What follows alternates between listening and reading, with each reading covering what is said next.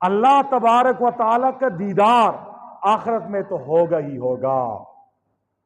دنیا میں بھی جو نیک لوگ ہوتے ہیں، اللہ والے ہوتے ہیں، اللہ تبارک و تعالیٰ کبھی کبھار ان کے دل کو خوش کرنے کے لیے اور ان کے ایمان کو پختہ کرنے کے لیے دنیا میں بھی خواب کے اندر اپنا دیدار کروا دیتے ہیں۔ علامہ شامی رحمہ اللہ مقدمہ شامی میں لکھتے ہیں کہ حضرت امام ابو حنیفہ رحمہ اللہ کو، جو میرے اور آپ ہم سب کے امام ہیں،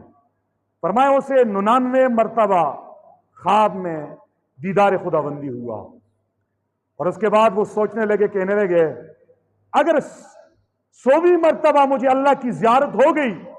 تو میں اللہ سے یہ سوال کروں گا، اللہ ایسا عمل مجھے بتا دے جس کی وجہ سے قیامت والے دن میں تیرے عذاب سے بچ جاؤں۔ علامہ شامی فرماتے ہیں 100 مرتبہ اسے زیارت ہوئی۔ جب 100ویں مرتبہ زیارت ہوئی تو امام ابو حنیفہ نے خواب کی دنیا میں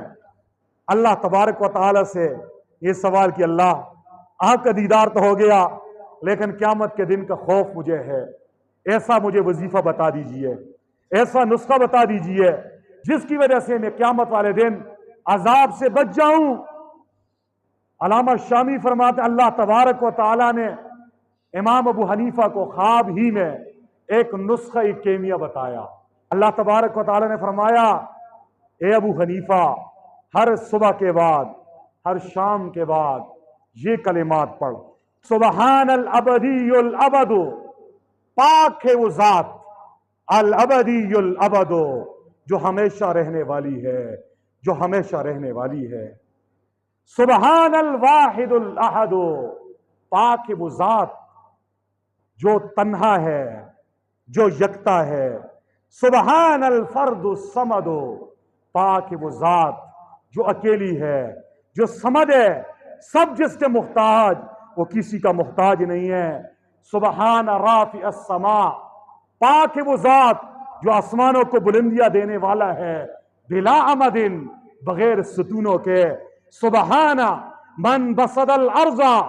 پاک ہے وہ ذات جس نے زمین کو بچھایا علی ماء، پانی کے اوپر۔